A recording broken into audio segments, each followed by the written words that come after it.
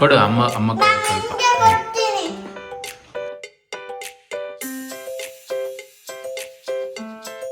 ನಾನು ಎಲ್ಲ ಸ್ನ್ಯಾಕ್ಸ್ನ ರೆಡಿ ಮಾಡಿದ್ಮೇಲೆ ಏನೇನು ಮಾಡಿದೆ ಅನ್ನೋದನ್ನ ತೋರಿಸ್ತೀನಿ.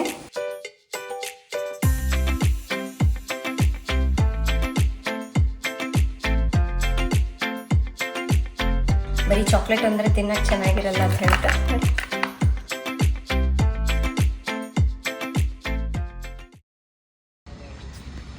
Hi friends, good morning. ನಾನು ಇವತ್ತು ಬೆಳಗ್ಗೆಯಿಂದ ಬ್ಲಾಗ್ ಸ್ಟಾರ್ಟ್ ಮಾಡಿದ್ದೀನಿ. ಸೊ ಬೆಳಗ್ಗೆ ಇವತ್ತು ಸ್ವಲ್ಪ ಬಿಸಿಲು ಕಮ್ಮಿ ಇದೆ. ನಿನ್ನೆ ಫುಲ್ ಮಳೆ ಹೊಡೆದಿದೆ. ಅದಕ್ಕಾಗಿ ಸಮ್ಮರ್ ಇತ್ತು ಅಂತ ಹೇಳಿ ಇಷ್ಟು ದಿವಸ ನಾನು ಬೀಜ ಏನೋ ಹಾಕಿರಲಿಲ್ಲ. ಯಾಕೆಂದರೆ ಅದು ಎಷ್ಟು ನೀರು ಹಾಕ್ದಂಗೆಲ್ಲ ಬಿಸಿಲಿಗೆ ಫುಲ್ ಸಾಯಿಲ್ ಎಲ್ಲ ಡ್ರೈ ಆಗಿಬಿಡ್ತಾಯಿತ್ತು. ಅದಕ್ಕೆ ಒಂದೆರಡು ದಿವಸದಿಂದ ಮಳೆ ಚೆನ್ನಾಗಿ ಬರ್ತಾಯಿದೆ. ನೋಡಿ ಎಷ್ಟು ಬಿಟ್ಟಿದೆ ಅಂತ. ಅಟ್ಲೀಸ್ಟ್ ಈ ತರಕಾರಿ ಬೀಜ ಎಲ್ಲ ಹಾಕಿದ್ರೆ, ಈ ಸೊಪ್ಪಿನ ಬೀಜ ಎಲ್ಲ ಹಾಕಿದ್ರೆ ಚೆನ್ನಾಗಿ ಬರುತ್ತೆ ಅಂತ ಹೇಳಿ ಬೆಳಗ್ಗೆನೇ ಇದೇ ಕೆಲಸ ಇಟ್ಕೊಂಡಿದ್ದೀನಿ. ಇದಿಷ್ಟು ಜಾಗನ ಬರೀ ಸೊಪ್ಪು ಬೆಳೆಸಲಿಕ್ಕೆ ಅಂತಲೇ ನಾನು ಈ ಪಾಟ್ಗಳನ್ನು ಹಾಕ್ಸ್ಕೊಂಡಿದ್ದೀನಿ. ವೀಡ್ ನೋಡಿ ಎಷ್ಟೊಂದು ಬೆಳೆದ್ಬಿಟ್ಟಿದೆ ಅಂತ. ಇನ್ನೂ ಕೆಲವೊಂದು ಬೀಜಗಳನ್ನ ಈ ಪೇಪರ್ ಲೋಟ ಬರುತ್ತಲ್ವ ಅದರಲ್ಲಿ ಗ್ರೋ ಮಾಡ್ತಾಯಿದ್ದೀನಿ. ಅದು ಸ್ವಲ್ಪ ಸಸಿ ಬರದೆ ಪಾಟಿಗೆ ಹಾಕಿಬಿಡೋಣ ಅಂತ. ಈ ಸಲ ವೆರೈಟಿ ಚೆರ್ರಿ ಟೊಮೆಟೊ ಕೂಡ ಗ್ರೋ ಮಾಡೋಣ ಅಂದ್ಕೊಂಡಿದ್ದೀನಿ. ಹಾಕಿದ್ದೀನಿ, ನೋಡೋಣ ಎಷ್ಟು ಬರುತ್ತೋ ಎಷ್ಟಿಲ್ಲ ಅಂತ.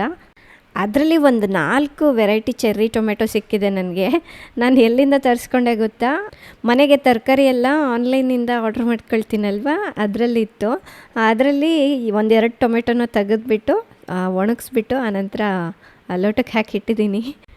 ತೋರಿಸ್ತೀನಿ ನಿಮಗೆ ಸಸಿ ಬಂದಮೇಲೆ. ಏನೋ ಫಸ್ಟಿಗೆ ಮಣ್ಣೆಲ್ಲ ಲೂಸ್ ಮಾಡ್ಕೊಂಡ್ಬಿಟ್ಟು ಆನಂತರ ಫಸ್ಟು ಡಿವೈಡ್ ಮಾಡ್ಕೊಂಡ್ಬಿಡ್ತೀನಿ ಯಾವ ಪಾಟಲ್ಲಿ ಏನು ಬೀಜಗಳನ್ನ ಹಾಕಬೇಕು ಅಂತ. ಈ ಸಲ ಒಂದೇ ಪಾಟ್ನಲ್ಲಿ 2 ಥರದ ಬೀಜನ ಹಾಕೋಣ ಅಂದ್ಕೊಂಡಿದ್ದೀನಿ. ಏಕೆಂದರೆ ಇದು ಪಾಟ್ ಸ್ವಲ್ಪ ಉದ್ದ ಇರೋದ್ರಿಂದ ಸೊಪ್ಪು ಜಾಸ್ತಿ ಬಂದುಬಿಡುತ್ತೆ. ನಮ್ಮ ಮನೇಲಿ ಒಂದು ಟೈಮ್ಗೆ ಆ ಸೊಪ್ಪು ಅಷ್ಟೊಂದು ಯೂಸ್ ಆಗೋಲ್ಲ. ಅದಕ್ಕಾಗಿ ಒಂದು ಅರ್ಧದಷ್ಟು ಪಾಲಕ್ಕು, ಇನ್ನೊಂದು ಅರ್ಧ ಭಾಗದಲ್ಲಿ ಮೆಂತ್ಯ ಸೊಪ್ಪು ಆ ಥರ ಹಾಕ್ತಾಯಿದ್ದೀನಿ. ನಮ್ಮ ಮನೇಲಿ ಜಾಸ್ತಿ ಯೂಸ್ ಮಾಡುವಂತಹ ಸೊಪ್ಪಿನ ಬೀಜನೇ ನಾನು ಎಲ್ಲ ಕಲೆಕ್ಟ್ ಮಾಡಿ ಇಟ್ಕೊಂಡಿರ್ತೀನಿ. ಇನ್ನು ಇತ್ತೀಚೆಗಂತೂ ತುಂಬ ಜನರಿಗೆ ಇಂಟ್ರೆಸ್ಟ್ ಬಂದಿದೆ ಈ ಥರ ಟೆರೆಸ್ ಮೇಲೆ ತರಕಾರಿ ಸೊಪ್ಪುಗಳನ್ನು ಗ್ರೋ ಮಾಡ್ಕೋಬೇಕು, ಅಥವಾ ಮನೆ ಮುಂದೆ ಸ್ವಲ್ಪ ಜಾಗ ಇದ್ದರೆ ಅದರಲ್ಲೇ ಗ್ರೋ ಮಾಡಬೇಕು ಅಂತ ಹೇಳ್ಬಿಟ್ಟು.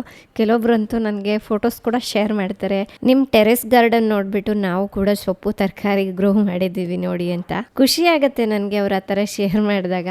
ಏನೋ ರಾಜು ಅಂತೂ ಇತ್ತೀಚೆಗೆ ಸ್ವಲ್ಪ ಹರ್ಬ್ಸ್ ಟೀ ಎಲ್ಲ ಜಾಸ್ತಿ ಕುಡಿತಾ ಇದ್ದಾರೆ. ಇನ್ನು ಅವ್ರಿಗೋಸ್ಕರ ಅಂತ ಹೇಳ್ಬಿಟ್ಟು ಕೆಲವೊಂದು ಹರ್ಬೆಲ್ಲ ಗ್ರೋ ಮಾಡೋಣ ಅಂಥೇಳಿ ಅವರಿಗೇನೋ ಹಾಕ್ತಾಯಿದ್ದೀನಿ. ಇದು ಲ್ಯಾವೆಂಡರ್, ಇದ್ರ ಟೀ ಅಂತೂ ಸೂಪರಾಗಿರತ್ತೆ. ಇದ್ರ ಮೇಲೆ ಇವಾಗ ಒಂದು ಲೇಯರ್ ಗೊಬ್ಬರ ಹಾಕ್ತಾಯಿದ್ದೀನಿ. ಇದು ತರಕಾರಿ ಗೊಬ್ಬರ, ವರ್ಮಿ ಕಂಪೋಸ್ಟ್, ತುಂಬ ಚೆನ್ನಾಗಿರುತ್ತೆ, ಗಿಡಗಳೆಲ್ಲ ಚೆನ್ನಾಗಿ ಬರುತ್ತೆ. ಫ್ರೆಂಡ್ಸ್, ರೀಸೆಂಟಾಗಿ ನಾನು ಹೇರ್ ಕಟ್ ಮಾಡಿಸಿದ್ನಲ್ವಾ, ತುಂಬ ಜನರು ನನಗೆ ಕೇಳಿದ್ದೇನು ಗೊತ್ತಾ, ನೀವು ಹೇರ್ನ ಹೇಗೆ ಮೇಂಟೈನ್ ಮಾಡ್ತೀರಾ? ನಮ್ಗೆ ಸಿಕ್ಕಾಪಟ್ಟೆ ಹೇರ್ ಫಾಲ್ ಆಗುತ್ತೆ, ಹೇರ್ ಫಾಲ್ನ ಕಂಟ್ರೋಲ್ ಮಾಡ್ಬೇಕಂದ್ರೆ ಏನು ಮಾಡಬೇಕು ಅಂತ ಹೇಳಿ ನನಗೆ ಸಾಕಷ್ಟು ಜನರು ಈಗಲೂ ಕೇಳ್ತಾನೆ ಇರ್ತಾರೆ. ಈಗ ನೋಡಿ, ಎಲ್ಲರ ಹೇರ್ ಫಾಲ್ ಸಮಸ್ಯೆ ಒಂದೇ ಥರ ಇರಲ್ಲ. ಒಬ್ಬೊಬ್ಬರಿಗೆ ಒಂದೊಂದು ರೀಸನ್ಗೆ ಹೇರ್ ಫಾಲ್ ಆಗ್ತಾ ಇರತ್ತೆ. ಬಟ್ ಈ ಹೇರ್ ಫಾಲ್ ಸಮಸ್ಯೆಗೆ ಮೇನ್ ಆಗಿ ಒಂದು ರೀಸನ್ ಏನಪ್ಪಾ ಅಂದ್ರೆ ಹೇರ್ ಬಾಂಡ್ಸ್ ಡ್ಯಾಮೇಜ್ ಆಗಿರುತ್ತೆ. ಅದೇನಾದ್ರೂ ಡ್ಯಾಮೇಜ್ ಆಯ್ತು ಅಂದ್ರೆ ಸ್ಪ್ಲಿಟ್ ಎಂಡ್ಸ್ ಬರೋದು. ಅಂದ್ರೆ ಈಗ ಒಂದ್ ಗಿಡ ಇರುತ್ತೆ ಅನ್ಕೊಳ್ಳಿ, ಅದ್ರ ರೂಟ್ಸ್ ಏನಾದ್ರೂ ಡ್ಯಾಮೇಜ್ ಆಯ್ತು, ಕಟ್ ಆಯ್ತು ಅಂದ್ರೆ ಗಿಡ ಎಲ್ಲ ಒಣಗ್ತಾ ಬರುತ್ತಲ್ವಾ, ಅದೇ ರೀತಿಯಾಗಿ ನಮ್ ಕೂದಲು ಸಹ ಅಷ್ಟೇ. ಆ ಡ್ಯಾಮೇಜ್ ಅನ್ನೋದು ಕೂದಲು ಬುಡದಿಂದ ಹಿಡಿದು ಕೂದಲಲ್ಲಿ ಎಲ್ಲಾದ್ರೂ ಬರಬಹುದು. ಅಂತ ಸಮಸ್ಯೆನ ನೀವು ಕೂಡ ಫೇಸ್ ಮಾಡ್ತಾ ಇದ್ರೆ ನಾನ್ ನಿಮ್ಗೆ ಇವತ್ತು ಬಿ ಬ್ಲಂಟ್ ಅವರ bond repair treatment hair mask ಅನ್ನ ಪರಿಚಯ ಮಾಡ್ಬೇಕು ಅನ್ಕೊಂಡಿದ್ದೀನಿ. ಇದು ಒಂದೇ ಯೂಸ್ ನಲ್ಲಿ ಡ್ಯಾಮೇಜ್ಡ್ ಬಾಂಡ್ಸ್ ನ 90% ನಷ್ಟು ರಿಪೇರ್ ಮಾಡುತ್ತೆ. ಇದರಲ್ಲಿ ಮಾಲಿ ಪೆಪ್ಟೈಡ್ ಬಾಂಟೆಕ್ ಇದೆ. ಇದರಲ್ಲಿರುವಂತಹ ನ್ಯಾನೋ ಪೆಪ್ಟೈಡ್ಸ್ ಕೂದಲಲ್ಲಿ ಡೀಪ್ ಆಗಿ ಪೆನಿಟ್ರೇಟ್ ಆಗಿ ಬ್ರೋಕನ್ ಬಾಂಡ್ಸ್ ಜೊತೆಗೆ ಅಟ್ಯಾಚ್ ಆಗಿ ಡ್ಯಾಮೇಜ್ ಆಗಿರ್ತಕ್ಕಂತ ಹೇರ್ ಅನ್ನ ರಿಪೇರ್ ಮಾಡುತ್ತೆ. ಹಾಗೆ ಇದರಲ್ಲಿರುವಂತಹ ಮ್ಯಾಲಿಕ್ ಆಸಿಡ್ ಹೇರ್ ನಲ್ಲಿರುವಂತಹ ಪ್ರೋಟೀನ್ ಅನ್ನ ಲಾಕ್ ಮಾಡಲು ಒಂದು ಥಿನ್ ಲೇಯರ್ ಅನ್ನ ಕ್ರಿಯೇಟ್ ಮಾಡುತ್ತೆ. ಇದು ಡ್ಯಾಮೇಜ್ ಅನ್ನ ರಿಪೇರ್ ಮಾಡಿ ಹೇರ್ ಗೆ ಶೈನ್ ಕೊಡುತ್ತೆ. ಈ ಪ್ರಾಡಕ್ಟ್ ಅನ್ನ ಎಕ್ಸ್ಪರ್ಟ್ ಹೇರ್ ಪ್ರೊಫೆಷನಲ್ಸ್ ಕೂಡ ರೆಕಮೆಂಡ್ ಮಾಡ್ತಾರೆ. ಹಾಗೆ ಈ ಪ್ರಾಡಕ್ಟ್ಸ್ ಎಲ್ಲಾ ಹೇರ್ ಟೈಪ್ ಅವ್ರಿಗೂ ಸೂಟ್ ಆಗುತ್ತೆ. ಈಗ ಒಂದು 15 ಮಿನಿಟ್ಸ್ ಆಗಿದೆ, ಹೇರ್ ವಾಶ್ ಮಾಡ್ಕೊಂಡು ಬರ್ತೀನಿ. ಹಾಗೆ ಈ ಬಾಂಡ್ ರಿಪೇರ್ ರೇಂಜ್ ನಲ್ಲಿ ಇವ್ರದೇ ಶಾಂಪೂ ಮತ್ತೆ ಕಂಡೀಷನರ್ ಕೂಡ ಇದೆ. ನನ್ನ ಹೇರ್ ಮೊದಲಿಗೂ ಮತ್ತು ಇವಾಗೂ ಡಿಫ್ರೆನ್ಸ್ ನೋಡಿ ಹೇಗಿದೆ ಅಂತ. ಫ್ರೆಂಡ್ಸ್, ನಿಮಗೂ ಕೂಡ ಈ ಪ್ರಾಡಕ್ಟ್ಸ್ ಬೇಕು ಅಂದರೆ ನಾನು ಕೆಳಗಡೆ ಡಿಸ್ಕ್ರಿಪ್ಷನಲ್ಲಿ ಲಿಂಕ್ ಕೊಟ್ಟಿರ್ತೀನಿ. ನೀವು ಬಿ ಬ್ಲಂಟ್ ಅವರ ವೆಬ್ಸೈಟ್ನಲ್ಲಿ ತಗೊಳ್ಳೋದಾಯಿತು ಅಂದರೆ ಇಲ್ಲಿ ಕೊಟ್ಟಿರುವಂತಹ ಮಾಯಾ 2025 ಅನ್ನೋ ಕೋಡ್ನ ಯೂಸ್ ಮಾಡಿದ್ರೆ ಎಕ್ಸ್ಟ್ರಾ 20% ಆಫ್ ಆಗುತ್ತೆ. ಹಾಗೆ ನಿಮಗೆ ಇವರ ಪ್ರಾಡಕ್ಟ್ಸ್ ಅಮೆಝಾನ್, ಫ್ಲಿಪ್ಕಾರ್ಟ್, ನೈಕಾನಲ್ಲಿ ಕೂಡ ಸಿಗ್ತಾ ಇದೆ. ಎಲ್ಲಿ ಬೇಕಾದರೂ ಕೂಡ ನೀವು ತಗೊಳ್ಬಹುದು. ಸೊ ಈ ಸಮಸ್ಯೆ ಇರುವವರು ಒಂದ್ಸಲ ಇದನ್ನು ಟ್ರೈ ಮಾಡಿ ನೋಡಿ. ಫ್ರೆಂಡ್ಸ್, ನಿನ್ನೆ ಅಲ್ಲ ಮೊನ್ನೆ ಜಾಕ್ ಫ್ರೂಟ್ ತಂದಿದ್ವಿ. ಹಲಸಿನ ಹಣ್ಣು ನನಗೆ ತುಂಬ ಇಷ್ಟ. ಅದನ್ನು ಇವತ್ತು ಕಟ್ ಮಾಡೋಣ ಅಂತ. ಘಮ ಅಂತ ಇದೆ, ಬಟ್ ಒಳಗೆ ಹೆಂಗಿದೆ ಅನ್ನೋದು ನೋಡಬೇಕು. ಕಟ್ ಮಾಡೋಣ. ಫಸ್ಟ್ ಟೈಮ್ ಅಲ್ವಾ ಫುಲ್ ಕಾಯಿ ತಂದಿದ್ದೆ. ಹೌದು. ಹೊರಗಡೆ ನಾವೇನು ಮಾಡ್ತಾ ಇದ್ವಿ ಗೊತ್ತಾ, ನಮ್ಗೆ ಎಷ್ಟು ಬೇಕೋ ಅಷ್ಟು ತಂದ್ಕೊಳ್ತಾ ಇದ್ವಿ. ಯಾಕೆಂದ್ರೆ ಈ ಥರ ಫುಲ್ ನಿಂಗೂ ಇಷ್ಟ ಇರ್ತಿತ್ತು, ಅವಳು ತುಂಬ ಇಷ್ಟ ಇರ್ತಿತ್ತು. ಇಷ್ಟೊಂದು ತಿನ್ನೋಕ್ಕಾಗಲ್ಲ ಅಲ್ವಾ, ಸುಮ್ಮನೆ ವೇಸ್ಟ್ ಆಗುತ್ತೆ ಅಂತ ಹೇಳಿ ತಗೊಳ್ತಾ ಇರಲಿಲ್ಲ. ಬಟ್ ಈ ಟೈಮ್ ಯಾಕೆ ತೊಗೊಂಡಿದ್ದೀನಿ ಅಂದರೆ ಕೆಲವೊಂದು ರೆಸಿಪೀಸ್ ಎಲ್ಲ ಮಾಡೋಕ್ಕಿರುತ್ತೆ ಅಂತ ಹೇಳಿ ಜಸ್ಟ್ ಇದು ಒಂದು 80 ರೂಪೀಸ್ ಕೊಟ್ಟು ತೊಗೊಂಡಿದ್ದೀನಿ ಇದನ್ನು. 80 ರೂಪೀಸ್ ಕಡಿಮೆ ಆಯ್ತಲ್ವಾ? ಸೀಸನ್ ಅಲ್ವಾ ಈಗ? ಈಗ ಸೀಸನ್. ಎಣ್ಣೆ ಹಚ್ಬೇಕು. ಹಚ್ಕೊಂಡಿದ್ದೀನಿ. ಹಚ್ಕೊಂಡಿದ್ದೆ.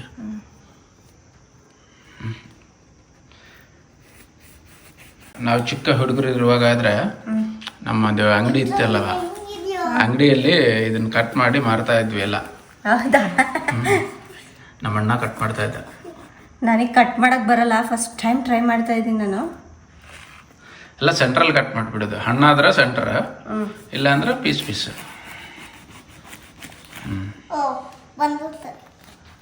ಹಿಂಗೆ ಕಟ್ ಮಾಡಿದ್ರೆ ಅದು ಈಸಿಯಾಗಿ ತೆಗಿಬೋದು ಎಲ್ಲ ಕಡೆ. ಅದು ಟಚ್ ಮಾಡಬೇಡ. ಕಟ್ ಮಾಡೋದು ನೈಫ ಬೇರೆ ಇರುತ್ತೆ. ಚಿನ್ನಮ್ಮ ಮುಟ್ಬಾರ್ದು, ಅದು ಕೈಗೆ ಹಚ್ಕೊಂಡ್ರೆ ಹೋಗಲ್ಲ. ಎಣ್ಣೆ ಹಚ್ಕೋಬೇಕು. ಎಣ್ಣೆ ಹಚ್ಕೊ. ವೈಟ್ ಹಂಗಲ್ಲ. ಸ್ಪೂನ್ ತಗೊಂಬ.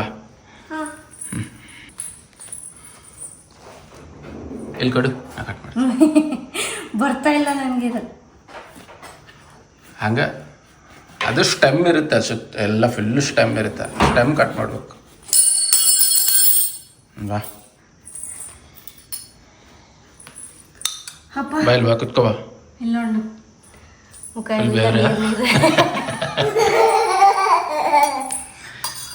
ಕೈ ಹಿಡ್ಕೊ.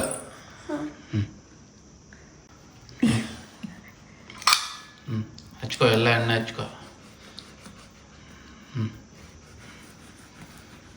ಚಿನ್ಮ ಹೇರ್ ಕಟ್ ಮಾಡಿಸ್ಕೊಂಡು ಫುಲ್ ಕ್ಯೂಟ್ ಆಗ್ಬಿಟ್ಟಿದ್ದಾಳೆ. ಬ್ಯೂಟಿಫುಲ್. ಬಂತು ನೋಡು ಚಿನ್ಮ. ಜಾಕ್ ಫ್ರೂಟ್ ಈಗ ಟಚ್ ಮಾಡಿ ಏನಾಗಲ್ಲ. ತಿನ್ಬಾರ್ದು, ವಾಶ್ ಮಾಡಿ ತಿನ್ಬೇಕು. ನೋಡು, ಜಾಕ್ ಫ್ರೂಟ್ ತೆಗಿ ಒಂದು. ಬರಲ್ಲ ನೀನು. ತಡಿ ಇಲ್ಲ, 2 ಪೀಸ್ ಮಾಡಿಬಿಡ. ಹಂಗೆ ಕಟ್ ಮಾಡೋಕೆ ಅದು ಬೇರೆ ನೈಫ್, ಅದು ಹಂಗೆ ಬರಲ್ಲ ಅದರಲ್ಲಿ. ಮಧ್ಯಾಹ್ನ ಹಂಗೆ ಮಾಡಿಬಿಡು. ಕೊಡಿಲಿ, ನಾನು ಮಾಡ್ತೀನಿ. ಯಪ್ಪ, ನನಗಿದು ಸ್ವಲ್ಪನೂ ಕಟ್ ಮಾಡೋಕ್ಕಾಗಲಿಲ್ಲ. ಇದು ಒಂದು ಪೈನಾಪಲ್ ಒಂದು ಸ್ವಲ್ಪ ಕಟ್ ಮಾಡಲಿಕ್ಕೆ ನನಗೆ ಇಷ್ಟನೇ ಆಗ್ತಾಯಿಲ್ಲ. ಇನ್ನು ರಾಜು ನೀಟಾಗಿ ಕಟ್ ಮಾಡಿಕೊಡ್ತಾ ಇದ್ದಾರೆ. ಇನ್ನೊಂದು ಕಡೆ ನಾನು ಚಿನ್ನಿಮ ಕುತ್ಕೊಂಡು ಹಣ್ಣೆಲ್ಲ ಬಿಡಿಸ್ತಾ ಇದ್ದೀವಿ. ಇನ್ನು ಇವತ್ತು ಇದರಿಂದ ಐಸ್ ಕ್ರೀಮ್ ಮಾಡೋಣ ಅಂದ್ಕೊಂಡಿದ್ದೀನಿ. ನನಗಂತೂ ಇದ್ರ ಐಸ್ ಕ್ರೀಮ್ ತುಂಬಾ ಇಷ್ಟ ಆಗುತ್ತೆ. ಅದ್ರ ಫ್ಲೇವರ್ಗೇ ಇನ್ನೂ ಜಾಸ್ತಿ ತಿನ್ನಬೇಕು ಅಂತ ಅನಿಸುತ್ತೆ.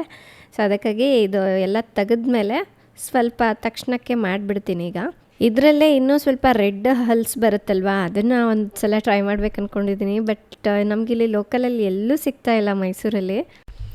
ಇನ್ನು ಇದರಲ್ಲಿ ಹಣ್ಣಂತೂ ತುಂಬ ಚಿಕ್ಕದಿತ್ತು. ಹಿಂಗೆ ಮಾಡಿ ಬಿಡಿಸ್ತಾ ಇದ್ದೀವಿ. ಮಾತ್ರ ತುಂಬಾ ಸ್ವೀಟ್ ಇತ್ತು. ಮಧ್ಯ ನಾವು ಸ್ವಲ್ಪ ಟೇಸ್ಟ್ ಮಾಡ್ತಾ ಹಣ್ಣು ಬಿಡಿಸ್ತಾ ಕುತ್ಕೊಂಡಿದ್ದೀವಿ. ಈ ಥರ ಮೆಸ್ ಆಗತ್ತಂತಲೇ ನಾವು ತರೋದಿಲ್ಲ. ಅದಲ್ಲದೆ ಇರೋದು ಇಬ್ಬರು ಇದ್ವಲ್ವ ಫಸ್ಟೆಲ್ಲ, ಸೊ ನಾವು ಜಾಸ್ತಿ ತಿಂತಾನೂ ಇರಲಿಲ್ಲ. ಈಗ ನಮ್ಮ ಚಿನಿಮಾಗೇ ಈ ಥರ ವೆರೈಟಿ ಫ್ರೂಟ್ಸ್ ಎಲ್ಲ ಟೇಸ್ಟ್ ಮಾಡ್ಲಿಕ್ಕೆ ತುಂಬ ಇಷ್ಟ ಆಗುತ್ತೆ. ಇದು ಸೀಸನ್ ಇದ್ದಾಗ ಅಷ್ಟೇ ಅಲ್ವಾ ಸಿಗೋದು. ಸೊ ವರ್ಷಕ್ಕೆ ಒಂದು ಸಲ ಬರೋದ್ರಿಂದ ಈ ಸೀಸನ್ ಮುಗಿಯೋವರೆಗೂ ಅವಾಗವಾಗ ತಿಂತಾನೇ ಇರ್ತೀವಿ.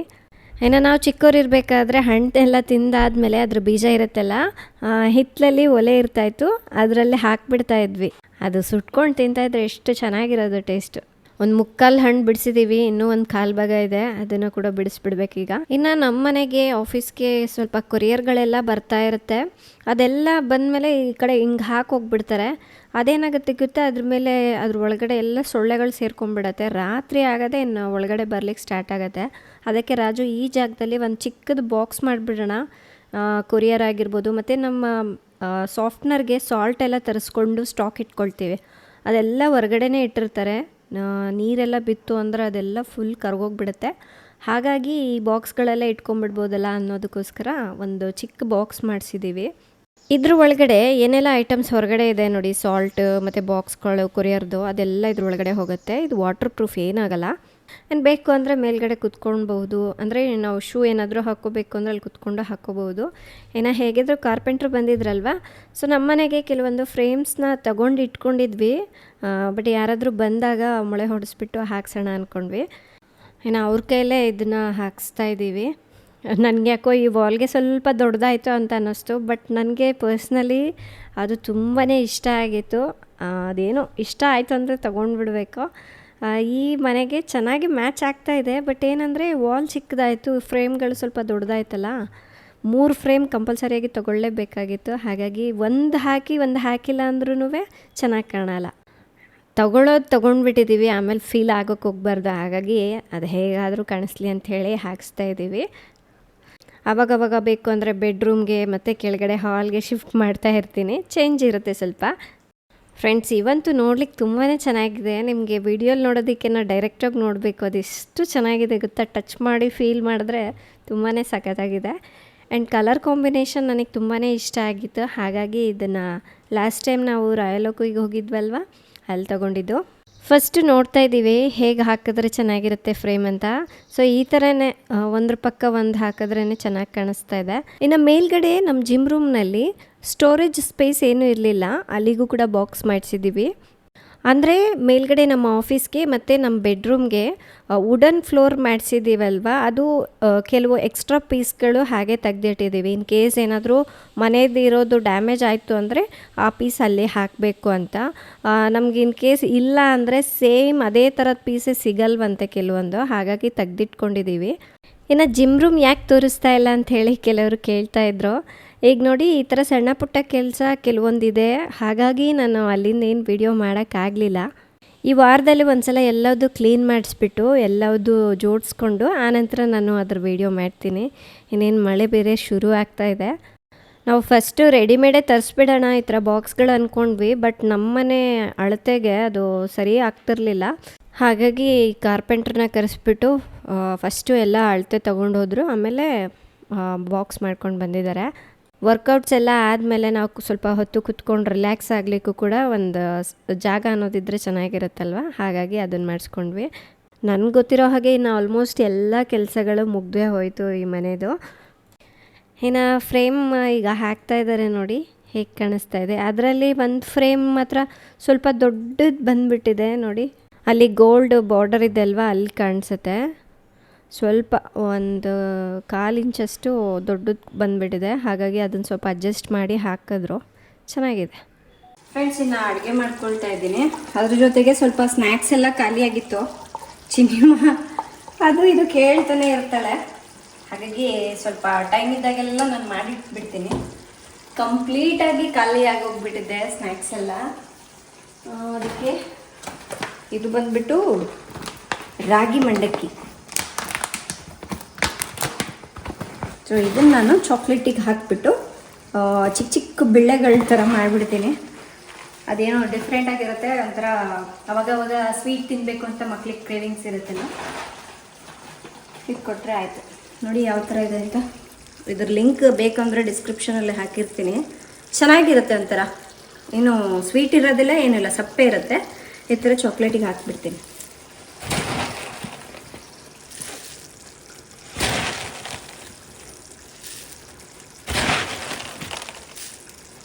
ನಾವು ಮಕ್ಕಳಿಗೆ ಹೊರಗಡೆಯಿಂದ ಅದು ಇದು ಕೊಡ್ತೀವಲ್ವ, ಏನಾದರೂ ಹೊಟ್ಟೆ ಹಶ್ವಾದಾಗ, ಅದ್ರ ಬದಲಾಗಿ ಹಾಲನ್ನ ಕಾಯಿಸ್ಬಿಟ್ಟು ಬರೀ ರಾಗಿ ಮಂಡಕ್ಕಿ ಇದೆ ಅಲ್ವಾ, ಇದನ್ನು ಹಾಲಿನಲ್ಲಿ ಹಾಕಿ ಕೊಡ್ಬೋದು. ಬೇಕು ಅಂದರೆ ಸ್ವಲ್ಪ ಬೆಲ್ಲನೂ ಆ್ಯಡ್ ಮಾಡಿಕೊಂಡು ತಿಂದರೆ ತುಂಬ ಚೆನ್ನಾಗಿರುತ್ತೆ.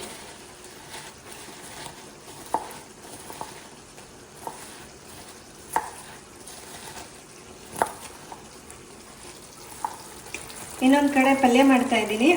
ಹೀರೆಕಾಯಿ ಆಲೂಗಡ್ಡೆ ಹಾಕಿಬಿಟ್ಟು ಆಲ್ರೆಡಿ ಚಪಾತಿ ಮಾಡಾಗಿದೆ. ಇದಾದಮೇಲೆ ಇನ್ನು ಊಟ ಮಾಡಿಬಿಡ್ಬೇಕು. ನಾನು ಎಲ್ಲ ಸ್ನ್ಯಾಕ್ಸ್ನ ರೆಡಿ ಮಾಡಿದ್ಮೇಲೆ ಏನೇನು ಮಾಡಿದೆ ಅನ್ನೋದನ್ನು ತೋರಿಸ್ತೀನಿ. ನಾನು ಮನೆಗೆ ಏನಾದರೂ ಸ್ನ್ಯಾಕ್ಸ್ ಮಾಡಬೇಕು ಅಂದರೆ ಸ್ವಲ್ಪ ಸಂಜೆ ಅಥವಾ ರಾತ್ರಿ ಹೊತ್ತಿನಲ್ಲೇ ಇಟ್ಕೊಂಡಿರ್ತೀನಿ. ಯಾಕೆಂದರೆ ಧೀರುನ ಒಬ್ಬರು ನೋಡ್ಕೊಳ್ಬೇಕಲ್ವ, ರಾಜು ನೋಡ್ಕೊಳ್ತಾರೆ, ನಾನು ಒಂದು ಕಡೆ ರೆಡಿ ಮಾಡ್ತೀನಿ. ಫ್ರೆಂಡ್ಸ್, ಇನ್ನು ಚಿನ್ನಿಮ್ಮ ಸ್ವಲ್ಪ ಚಾಕ್ಲೇಟ್ಸ್ ಎಲ್ಲ ಜಾಸ್ತಿ ತಿಂತಾಳೆ, ಅಂದರೆ ಮನೇಲಿ ಮಾಡಿರೋದೆ, ಅದಕ್ಕೆ ಅವಳಿಗೋಸ್ಕರ ಅಂತ. ಇದು ನಮ್ಮ ಧೀರುಗೋಸ್ಕರ ಮಖಾನ. ನನಗೂ ಇಷ್ಟ ಇದು. ನಿಂಗೆಲ್ಲ ಇಷ್ಟ. ಇದು ನಮ್ಮ ಚಿನ್ನಿಮಗೆ ಮತ್ತು ರಾಜುಗೆ. ಆಮೇಲೆ ಮಮ್ಮಿಗೊಂದು ಧೀರುಗೊಂದು. ಇಷ್ಟು ಚಾಕ್ಲೇಟ್ಸ್ ಆಯಿತು. ಎಲ್ಲರಿಗೂ ಇದೆ ಇದು. ಇದರಲ್ಲಿ ಸ್ವಲ್ಪ ಡ್ರೈ ಫ್ರೂಟ್ಸು ಮತ್ತು ಟೂಟಿ ಫ್ರೂಟಿ ಎಲ್ಲ ಹಾಕಿದ್ದೀನಿ. ಬರೀ ಚಾಕ್ಲೇಟ್ ಅಂದರೆ ತಿನ್ನೋಕ್ಕೆ ಚೆನ್ನಾಗಿರಲ್ಲ ಅಂತ ಹೇಳ್ಬಿಟ್ಟು ನೋಡಿ. ಇದು ಪುದೀನ, ಚಾಟ್ ಮಸಾಲ, ಉಪ್ಪು ಖಾರ ಎಲ್ಲ ಹಾಕಿ ಮಾಡಿರೋವಂಥದ್ದು. ಇದು ಕಾಳು ಮೆಣಸು ಹಾಕಿರೋದು, ಖಾರ ಹಾಕಿಲ್ಲ. ಇದಿರೋದು ಇಷ್ಟ. ಇದೂ ಇಷ್ಟ ನನಗೆ. ನಿಂಗೆ ಇಷ್ಟನಾ? ಡ್ಯಾಡಿಗೂ ಇಷ್ಟ. ಟ್ರೈ ಮಾಡ. ನಾನು ಸರ್ಕಲ್. ತಿನ್ನ. Circle round round. ಹೆಂಗಿದೆ ತಿನ್ಬಿಟ್ಟೆ? ಒಂಥರ ಕಿಟ್ಕ್ಯಾಟ್ ಫೀಲಿಂಗ್ ಇದೆ ಇದು. Crunchy chocolate. ಅಯ್ಯೋ, ಅದು ರಾಗಿಯಿಂದ ಮಾಡಿರೋದಲ್ವಾ, ಒಂಥರ ಟೇಸ್ಟೇ ಡಿಫ್ರೆಂಟ್ ಆಗಿದೆ. ಚೆನ್ನಾಗಿದೆಯಾ? ಇಷ್ಟ ಆಯ್ತಾ ನಿನಗೆ? ಮಮ್ಮಿಗೆ ಥ್ಯಾಂಕ್ ಯು ಹೇಳಿದೆಯೇನು? ಥ್ಯಾಂಕ್ಸ್ ಹೇಳ. Thank you. ವೆಲ್ಕಮ್. ದೀರು ಚೆನ್ನಾಗಿದ್ಯಾ? ಚೆನ್ನಾಗಿದ್ಯಾ ಇಲ್ಲ? ನಂದಿದ್ದಾನೆ ಯಾವಾಗಲೇ. ಅವನು ಎಲ್ಲದಕ್ಕೂ ಅಂತಾನೆ. ಸರಿ ಫ್ರೆಂಡ್ಸ್, ಇನ್ನು ಇವತ್ತಿನ ಬ್ಲಾಗ್ ಇಲ್ಲ ಎಂಡ್ ಮಾಡ್ತಾ ಇದ್ದೀನಿ. ಏನೋ ತಮ್ಮೆಲ್ಲರಿಗೂ ಇವತ್ತಿನ ಬ್ಲಾಗ್ ಇಷ್ಟ ಆಗಿದೆ ಅನ್ಕೊಳ್ತೀನಿ. ನಾನು ಎಷ್ಟು ಅಂತೀನಿ. Yes sir. ಸರಿನಾ, ಈ ಸ್ನ್ಯಾಕ್ಸ್ ಬೇಕಿದ್ರೆ ನಾನು ಸಪ್ರೇಟ್ ವಿಡಿಯೋ ಮಾಡ್ತೀನಿ. ಇವತ್ತು ಏನು ವಿಡಿಯೋ ಶೂಟ್ ಮಾಡಿಲ್ಲ, ಜಸ್ಟ್ ಹಾಗೆ ಖಾಲಿ ಆಗಿತ್ತಲ್ಲ ಅಂತ ಹೇಳ್ಬಿಟ್ಟು ಆಮೇಲೆ ಮಾಡಿದೆ. ಎಸ್ ಅಂತೀನಿ.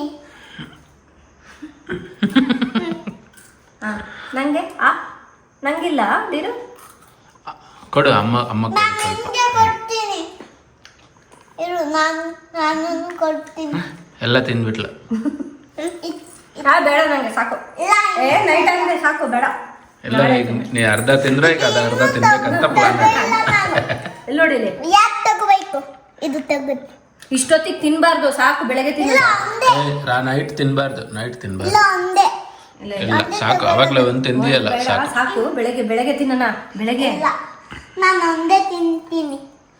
ಅಲ್ಲಿ ಕರಿತೀನಿ ಇರೋ ಪೊಲೀಸ್ಗೆ.